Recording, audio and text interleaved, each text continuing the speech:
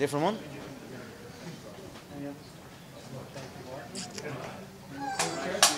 Thank you, sir. Conor, obviously this is a unique experience for you, getting ready for a boxing match. What's the process been like? Has it been fun, frustrating, difficult? What's it been like? It's been a lot of fun. I mean, to adapt from five-minute rounds to 12 threes has been different. We've had to adjust some things in preparation, but it's been very enjoyable. It's like everything's refreshed, so we've had a great time. It's been a great training camp, a grueling training camp, multiple fights in the training camp, and we are ready. What's the process been like in terms of becoming a boxer? Because some people are saying, you know, it might be better for you to not try to actually become a boxer in this short of time, but do what you normally do and just adapt a little bit. Yeah, I've been lacing up the gloves my whole life.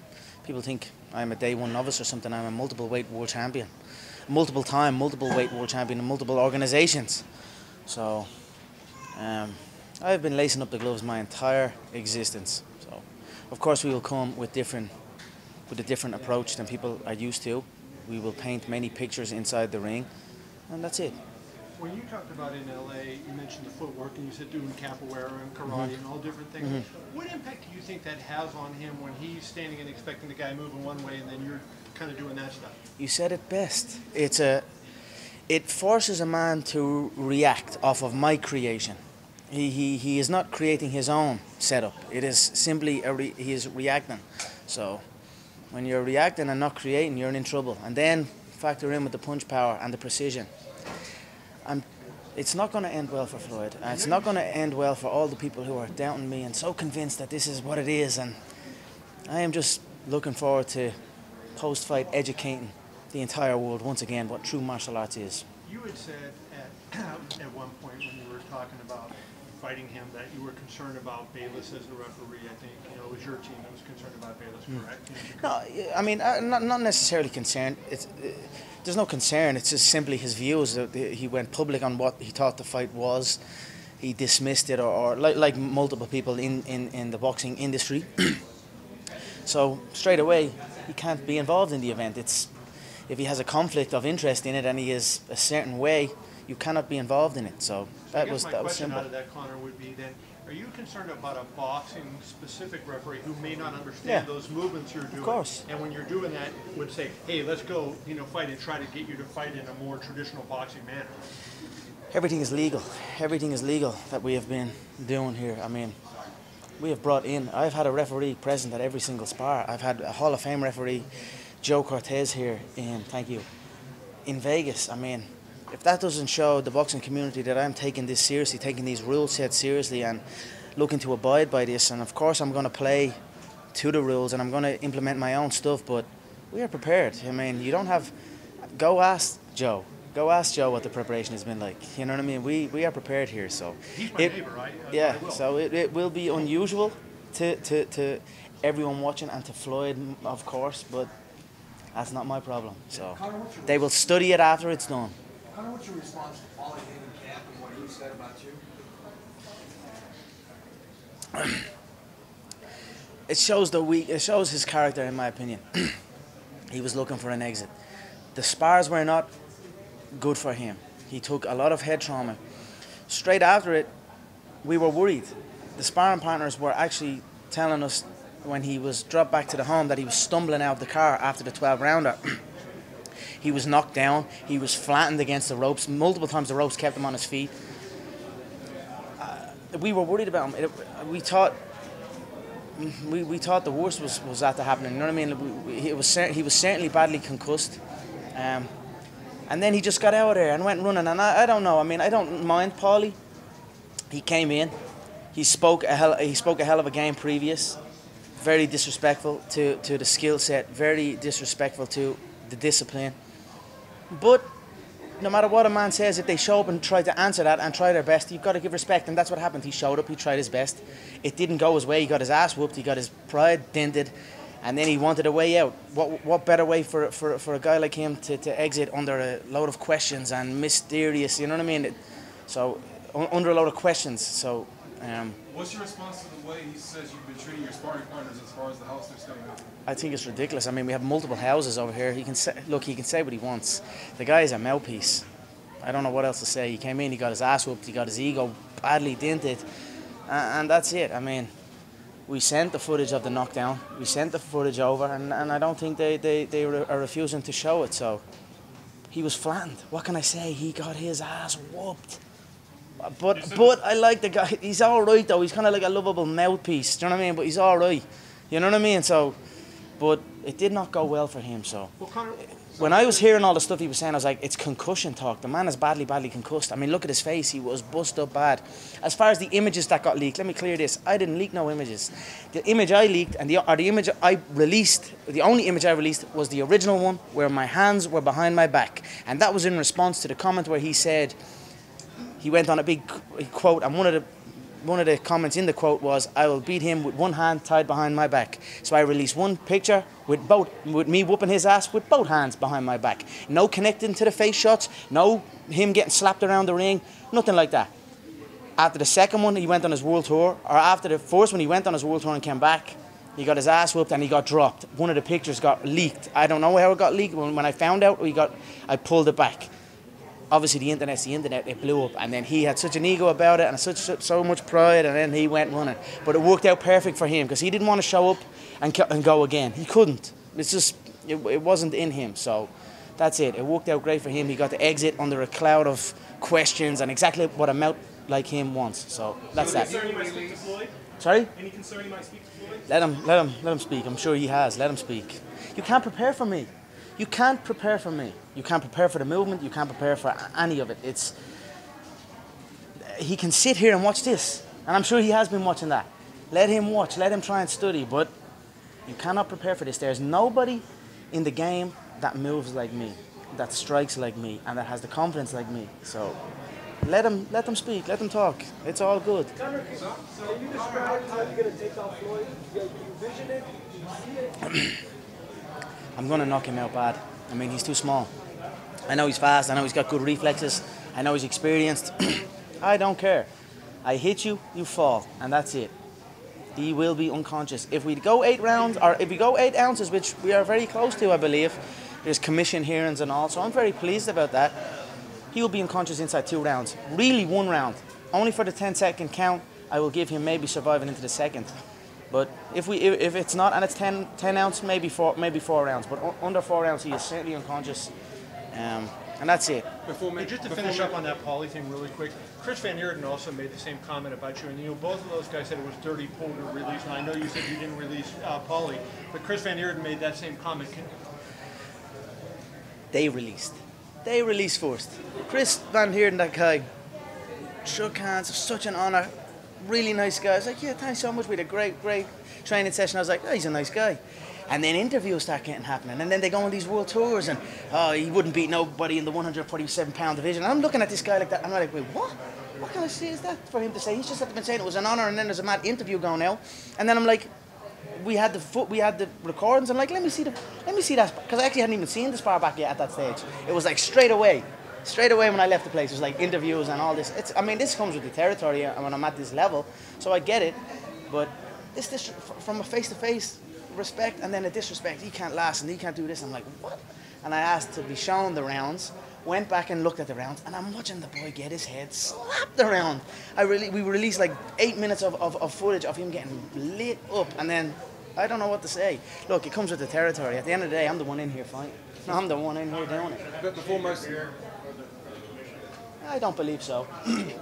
If anything, like we're solving it's stubble that's the problem, right? For me, stubble and a bald head.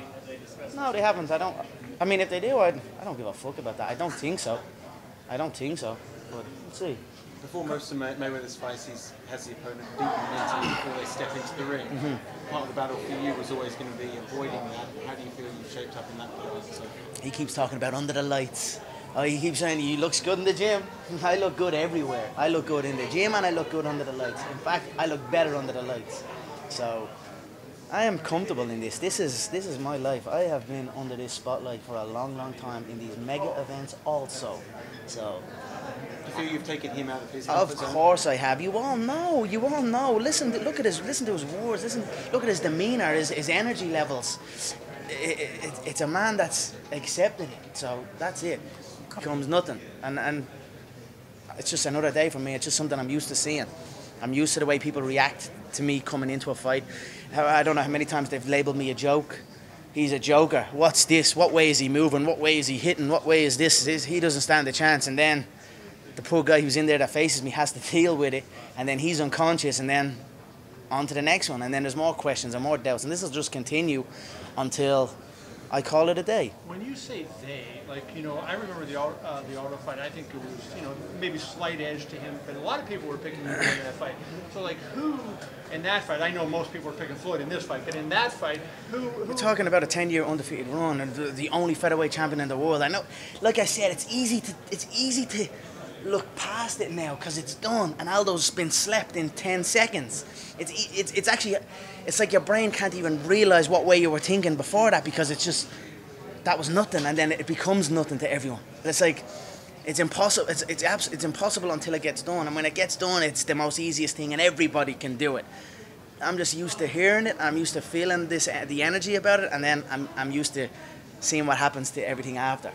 How big of a deal is his age? You said you watched that workout yesterday and saw fatigue. Yeah, I think his age, I think his size are big factors in it. I mean, maybe not so much the age, but certainly the size. Because what? He's too small. Like, he's not gonna take the shots. You ain't never seen me troubled by no small man like that. And that's how straight you're talking. You can say what you want. Nate was 200 pounds. Nate was 200 pounds. This man is 150. And if he's not 150, he's out of shape. If he's 154, 155, 156, he's too heavy. He needs to be leaner to be in peak physical condition. 150, I'd say he's in peak. So if he comes in any heavier than that, he's not in peak physical condition. If he comes in at 150, he's in peak physical condition, but he's 150 pounds. I'm going to be 170 plus on the night. I don't know what else to say. It's over before it even begins. Trust me on that. Yesterday he said that you're weighing 160 right now. Is that correct? He knows nothing. He thinks he knows. Maybe he's on the phone to Paulie. I don't know, but Paulie also knows nothing. So he can think what he wants. Connor, he said that if you make it to the judge's decision, that's a victory for you. Do you buy into moral victories like that? That just making it to a decision would be a win for you? I'm gonna spark him. I don't care about all that. I'm gonna come forward, go at him. He's saying he's gonna come at me. I tell you what, right? He said he's gonna come at me. I'm telling you all, I'm gonna go at him. Let's see who takes a first back step. That'll be the first win or loss in the fight.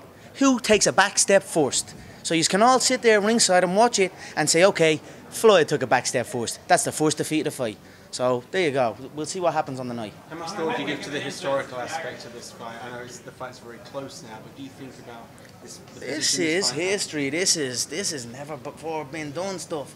Two men at the pinnacle of the game in their both sports. You know what I mean? It's historic, and I mean all the way through from the world tour to the interest, and it's just, I'm just grateful to be a part of it, and there's not a second goes by that I don't sit back and embrace it all. Like that whole world tour, after the press conference over up, I just went back and was looking at the imagery, the video footage, and I was like, you know what, this is stuff that lives on long after I'm gone, and that's just something I'm grateful for. Did you watch the Ali Inoki fight, or were you aware of it? Yeah, I watched it, but it was like the build-up. You can't really see much of the build-up. You know what I mean? It's a different time, but the fight was very interesting. Now I believe Ali was kind of set up, didn't realize what he was getting in for, but that was similar. You know what I mean? Although Ali was going for a mixed rules bout, it wasn't him calling Inoki into his game. So respect to Ali on that one. You know what I mean? That shows his character. It was a crazy fight. Inoki sat down, pulled guard is the term we call it, and was crawling across the floor and kicking Ali in the legs. Ali was like back trying to get him up. It was like, there ain't no referee to say get up. You've got to deal with these problems yourself. Then also punching downwards to be able to punch downwards, the trajectory to punch down is a skill that you must master. And if you can't keep your balance and throw, people stumble over. And it actually happened at a brief moment in time in the contest. Ali tried to reach down and tried to punch, and he ended up getting swept, and Inoki ended up on top, and the referee separated straight away.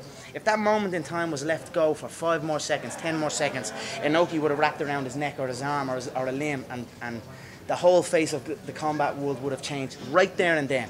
But the referee separated straight away, and then it just carried on a kicking on the floor contest, and it kind of just got weird after that. But I don't know, it was interesting, and this is similar to that, only I'm crossing into the boxing game. He's not coming into a mixed rules bout. Now, he is talking about it afterwards. I don't believe him, but And we'll see. So I'm very excited that it's me that has to come out and test myself rather than him trying to test himself. Conor, how important are the Irish fans that are going to be coming over? The last couple of fights in Vegas have been huge. This is his hometown. But August last year, in the middle of the summer, the Irish took over Las Vegas. Yeah. Exactly the same this time. 100%. We roll in and you know about it.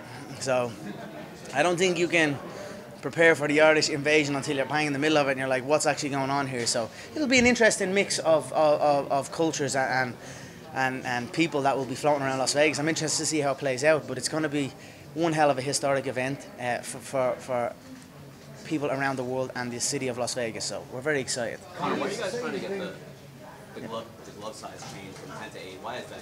Floyd kind of made it seem like he was trying to give you an advantage. Like here, yeah, I mean that's why. I mean he was like, it was a complaint. No Mexican made gloves. No gloves made out of horsehair. Must be 10 ounce. The weight must be 154, so the gloves are 10 ounce. These are all little stipulations that were behind closed doors were going on. So I couldn't wear Mexican. I didn't even know the difference. I didn't know it. And then I got Mexican gloves, I got horsehair gloves, and I got the regular glove, and I just kind of felt the difference. I started to understand why. You know what I mean? Some of them are a puncher's glove, and some of them are more of a protective glove. So these were all things that were in the stipulation, and I was like, I don't really care. And then I let that be known publicly. I think it bothered him a little bit. He thought his manhood was being in question. And then he's like pushing for the 8 ounce. Great, I'm ready. I fight, like I said, I fight in 4 ounce. So, whatever. It looks like it's going to happen. So. Does the second thing about the sport of boxing, if you go into his world and you beat that world champion as a world champion MMA artist, you go into that world and beat him? Like I said, I've been boxing my whole life. I've been doing this my whole life. So they think it's like, oh, it's over for boxing. It's just a weird mentality they have. It's just like, I don't know. It's a fight between two skilled athletes, two skilled fighters, and that's it. One will win, one will lose, and the world will carry on. You said that if Inoki had beat Ali, that could have changed the face of boxing. Do you think there's a similar thing you made here? You see, that was in a mixed rules contest. This is more. It's hard for me to kind of say. I don't know, but I love the sport of boxing. Boxing has been dear to my heart my whole entire life, so I will contend in boxing bouts going forward, and I will contend in mixed martial arts bouts going forward. I will rule both with an iron fist, and that's where my mindset is. So, are you interested in promoting other boxers with your promotional company, McGregor Sports and Entertainment? We'll see where it goes. I mean, the future looks bright. So you're viewing this as more than a one-off, then. You intend to continue competing in boxing. I will certainly contend in both sports. Yes, I mean. Conor is victorious on August 26th. Let him answer. I mean, I could say, hey, you're afraid of a real fight, motherfucker. Get over here. If you want to fight me, fight this. But I will have fun. I mean, I like it over this side. It's good. The build-up is good. The preparation is good. I love the sport of boxing. I love the sport of mixed martial arts. I just love fighting. So wherever there's a fight, you'll see me. And if I'm not actually preparing for a fight somewhere on planet Earth, I'm fighting somebody. So that's just the way I have always been. Historical fighters, who have you enjoyed watching? Roy Jones. I like Roy Jones a lot. I've been a big fan of him. Muhammad Ali, of course. There's been a lot throughout history. I mean, Floyd has been good. I mean, Floyd gets a lot of stick, in my opinion, for his style. And I remember way back when he was preparing to face Hatton, people were ridiculing how he hit the pads. Do you remember that? People used to ridicule how he hit the pads. That's not the way you hit pads. And then all of a sudden, when his career goes and he does what he does, now all of a sudden everyone's mimicking his approach. And it's kind of similar to me right now.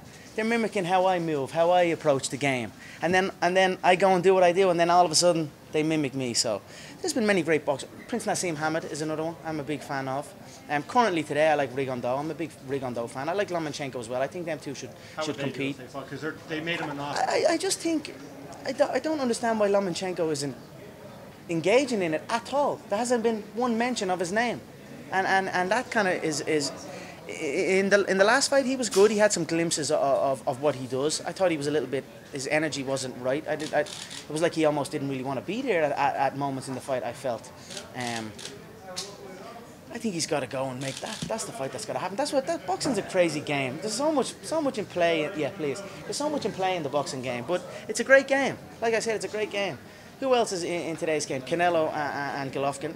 I'm not really too much of a fan of either of those. I think Canelo's a little bit stuck, a little bit flat on his feet. When I watch footage of him, I see him just getting peppered and he has no feet under him. Golovkin, I think, came into camp for this preparation badly out of shape. I'm looking at him badly out of shape up in Big Bear, and I just see a drained individual. So, although they're supposedly up there as well, I don't really think they are. But I like the lighter guys. Lomachenko and Rigondeaux is a fight that I'm eager to see. Floyd's young kid, Gervonta, is okay. He's good as well. Good, strong kid. Maybe one or two more fights I'd like to see him in the mix there. There's some great, exciting guys, but historically, Ali, Roy Jones, Prince Nassim, Big Showman, Eubank. I like Chris Eubank. Senior or junior? Senior. Junior's not bad. Junior's good as well. Junior's got some good work rate, and he's a confident young man. He follows in his father's footsteps. I always liked Eubank. He was an unusual character. He moved in certain ways, almost cat-like, and then he'd good solid power in his shots.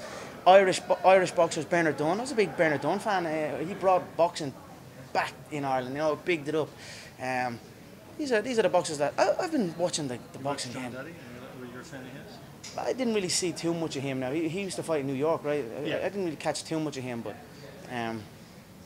there's been many great boxers. I've been watching every form of combat, from taekwondo, from karate to boxing to Brazilian jiu-jitsu to freestyle wrestling. I love combat sport, and that's it. I'm grateful that I get now to fight in a different sport and a sport that's been very close to my heart my whole life. And I look forward to going out and showing what I have and showing what I've been preparing. The people who follow boxing and they watch MMA and they're not MMA fans, they look at you guys throwing those overhand shots, and they say a boxer wouldn't get hit with that. So you've been in both sports. Oh, there's many rookies in the mixed martial arts game from a boxing standpoint.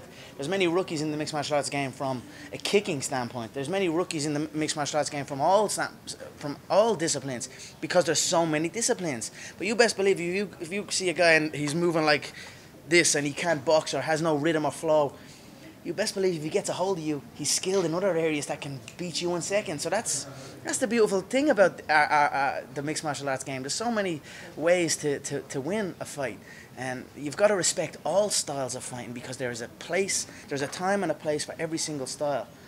It's just about implementing it at the correct time. So I don't think you can compare me to the mixed martial arts boxing that everyone thinks this is, and I think that's where they might have made an error in this selection. They might have thought this is just an MMA guy, and they've seen MMA guys come through the gym and spar in their camp, but I am not that. I'm a different level altogether, and I think it's only as the fight is coming closer, and only then they come face to face with it, they see the confidence, they see the different approach, they see that they've made a grave error, and that's what I believe, and that's what I will show on August 26th. Your kicks are such a big part in MMA of setting things up. So you take that away, you would think that's one weapon you don't have to set up punches. So how do you overcome such a significant loss?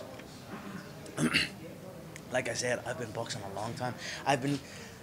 They all try and close the distance. They all try and get a hold of me. They try and always close the gap. And make no mistake, Floyd is going to try and close that gap as well, because that's all he can do. He's going to try and close that gap and pray that I fatigue, pray that the movement stops, and he can get a hold of it. But it's going to be too late by the time he even has a moment to do that. He's going to be his brain is already going to be shook. His money is already going to be took, and his name is already going to be in the Undertaker's book. That's a Joe Frazier quote. So this is what I've been dealing with my whole life. They come, they try and do what they're trying to do, but it's too late by the time they try and do it. So that's it. Did you see Lomachenko reach out to you on Twitter? Yeah, he's a 120. What's the weight? 120? 130. 130. Southpaw. He's not applicable to this camp. So that's it. So I don't know what that was about. I mean, also he was cut and banged up from the last fight. Just a little promotional thing, I think. And that's why I'm like, hey, sign that Rigo fight. Get on that if you want the big money. I mean, what did he get? What was his money? Do you know what I mean? Like, what? He's supposedly one of the pound-for-pound guys right now? I mean, you need to start making these fights and putting yourself out there, not tweeting something when you know you're never going to be brought in here at 130 pounds on a southpaw when I'm facing an orthodox. Conor, you did the shuffle a lot today. So I'll give this lady go. Conor, you've come really far in life. Does it ever trip you out think of how life was to how life is now? Of course, I mean, every day I wake up and I pinch myself. Like I said, I've come from shows where I'm fighting in front of 100 people, and 70 of those people are family and friends of the people that are fighting on the card. That's where I come from, and that was 4.5 years ago. So I've come a long way, and it's been one hell of a journey, and I always take a step out of it for just half a second, look around, be grateful for it, get back in and carry moving on forward. Was this fight part of the plan? Who are maybe where you were at one point and have a big dream but don't think that it's possible, what do you have to say to those people? Keep believing in your ability. Keep showing up and working hard. Look around everyone that's with you right now and celebrate them. Don't look around everyone that's with you right now and be like, I've got to go somewhere else. Because that's the mindset with a lot of fighters, I feel. They're always like, I've got to go here to get this training, or where I'm at is not good enough. Where I currently reside is not good enough. I've got to move to America. I've got to move here. I've got to do this, do that. And what that is, it's just from me looking at that, it's just a sign of a weak-minded fighter. You've got to put your feet down and believe what you're training and grow as a team, as a unit. It's exactly what I have done with my team. I haven't brought nobody outside in. No, but let's say I reach out to one of these boxing guys, it's like they don't want me to win anyway, and it's like it's just a different energy. The only thing I wanted to brought in was people ready to fight. People that come in here, let's fight. And my team stays my team. It's been the same thing. Of course, it's a different discipline now, but fighting is fighting, and we are true masters at fighting. That's it. We are a different breed when it comes to fighting. We understand it clearer and more precise than anyone on planet Earth. And that's my belief, and that's the belief that young fighters should have in their hometown coaches and their hometown people and their roots. And that is the secret to success. You celebrate your surroundings and you will succeed. You don't and you run away, you're not only are you running away from your team and your people, but you're actually running away from yourself. And you're just another guy in another guy's gym. Do you know what I'm saying? You're not the guy in that gym. You're just a tour. You know what I mean? You're just a tourist. Kind of, Pacquiao called you out. Canelo called you out. Mikey Garcia wants to fight you. Who would you want to fight in boxing? I mean, you're facing Floyd now, but if you could line up some fights. None of them really. I mean, Pacquiao wouldn't be a bad one because he has a name. Look what happened to him in that last fight. He got mauled. He got absolutely mauled in that fight. People were caught crying. It was like big robbery. I didn't see no robbery in that fight. I saw a man that just got mauled in a fight. So none of those names interest me at this present time. Like I said, I'm facing the god of boxing at the moment. This is supposedly the god of boxing, and he could have stayed the god. He could have rode off 49-0. Instead, now I am here, and now I am the god of boxing. So that's where I'm happy where I'm at right now. We'll see what happens after. We'll see how current fights take place. Then also I've got multiple world titles that I must defend back in the Ultimate Fighting Championship. Options are a beautiful thing in the fight game, and boy do I have many.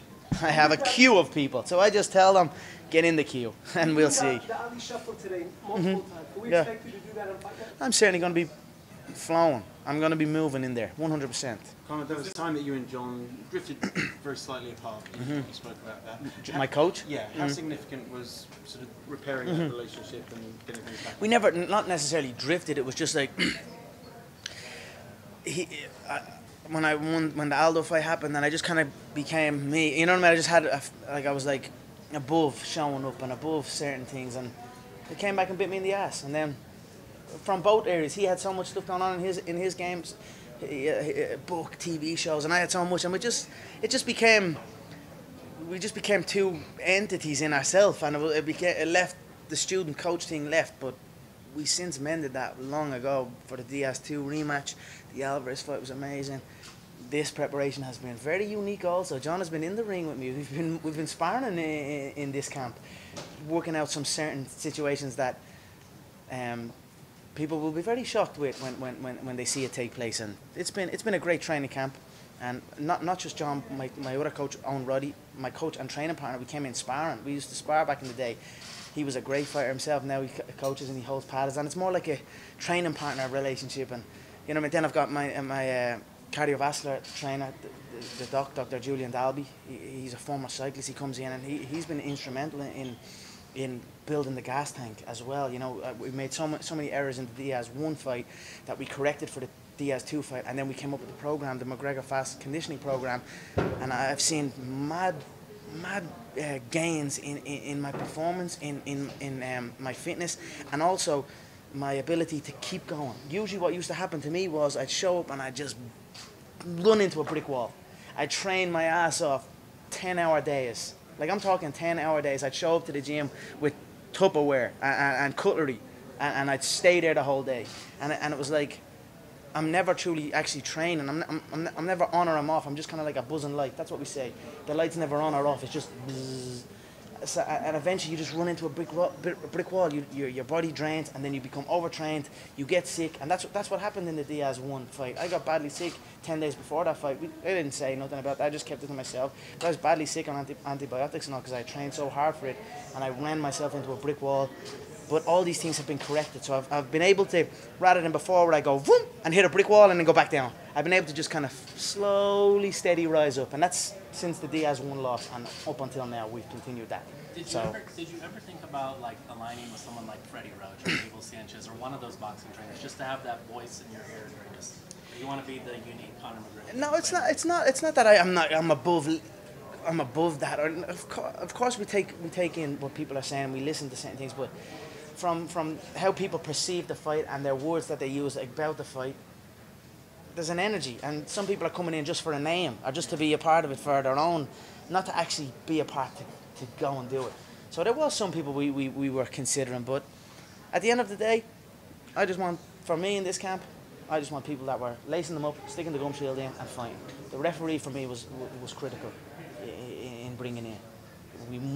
And the ring, the correct ring size, the correct canvas, but the referee was critical because we must understand the rules. We must understand how long the referee gives us in the clinch, what things get flagged, and certain things like this. So that was the route we went, and it's been great. There's been no outside interference. There's been no crazy energy in it. It's just been the same as it always been. My team, and we've been focusing, and everyone, because it's so different, everyone's has a lease of life that we're doing something new.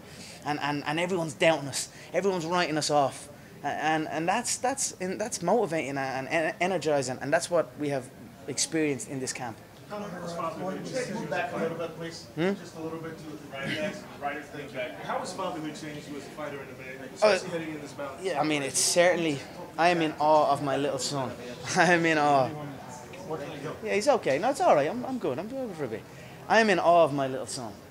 Honestly, like, I'm looking at him and I'm like. The other day we were comparing pictures side by side of when I was that age and he was that age, and we're like identical. And I'm like, yes, because we're like, he's gonna look exactly like me, and he has my name, and he's carrying my, it's a legacy.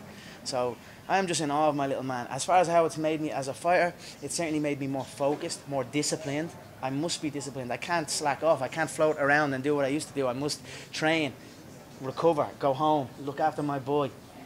Rest, train again, and it just keeps life more structured for me. So it's actually helped me as a fighter and as a man with business and with training. Everything's more structured, and that's the way it should be. That's the key to get to the high level. You must have structure. So, it's been eye-opening and amazing, and he's only 3 months. So that, there's so much good times ahead. So we're very, very happy, very proud, myself and Dee. Life is good. Life is so good. Conor, two more questions. Floyd told us yesterday that he could see the confidence in your eyes during the tour. Where does all that confidence come from? My confidence comes from my work ethic. That's it. I know the work I'm putting in. Like, I will be back here. It's now 7:20. I will be back here at about 11:30, which is 6.5 hours post the previous workout. You must take 6 hours. You must take a minimum of 6 hours to replenish the glycogen levels. You can't train 5 because the glycogen levels don't restore. It must be a minimum of 6. So we'll be back here about 11:30 tonight. We'll do a second workout, and we're preparing correct, and we're preparing hard. That is where my confidence comes from. My confidence comes from hard work, and that's it. So Floyd is correct. I am a confident young man. That, with the fact that if I really wanted to, it wouldn't take me very long to dismantle him, limb from limb. So that is also an added bonus for me that maybe previous boxers that went against him couldn't have, because they have no other skill set that could dismantle him. They just know how to box, and they cannot beat him with boxing. So That's it. Me, I can beat him in many ways. I will beat him with boxing, but I can also beat him many other ways as well. So that's where my confidence. What he has been saying recently is, "Oh, you look good in the gym. Wait until the lights. Let's see under the lights." Yeah, let's see under the lights, because that's where I thrive. I thrive under the lights. I'm no stranger to this. He's been on one side and I've been on the other side, and we've been just going like this. So he's witnessing a man who's experienced this all already. So. Connor, speaking of that, then this promotion with the pay-per-view, the closed circuit, the ticket sales, the merchandise, food, beverage, all that. Who's winning the promotion, and the value of that? Of just this promotion. Who's winning the promotion? Yeah. If it ain't for me, what's going on? If it ain't me scheduling full-on fights in the gym for you all to talk about and debate, or my skill set and my approach. It's just Floyd in a roller disco, or it's just Floyd at the bleeding Gucci store. You know what I mean? I'm the one that's bringing this all the way home. I'm the one that, all on them world tours, who went viral? I went viral multiple times in that world tour. The fuck you suit, the mink coat, the money. Even he tried to throw the money on, and it was like, I went viral because the money, it was like it was raining money above me. So, it was, it's been all me, and that's it. And I will collect every single dot of this. I am in on everything: the food, beverage, the gate, the pay-per-view, the whole lot. When this fight is done, I will sit back, I will collect my show money, and then I'll go start counting everything else, and I'm getting into that 100 million range, and taking what I'm owed. And then we will see what's next after that. Will you break the records? 100%. Of course it will. It will break all records, gate and pay-per-view. You've been branded in the media as entertaining, whereas Floyd's been branded as arrogant. Why do you think that is, when you guys have pretty similar personas? I would say It depends what media you're listening to. I've been called arrogant as well. I've been lambasted multiple times by the media, and as has he. This is just the nature of the business. I think we've both received it, good and bad, at an equal rate. So that's it. We are going to go in and we are going to fight, and we'll see who the better man is on the night. Thanks, guys. Last question. Yeah, maybe.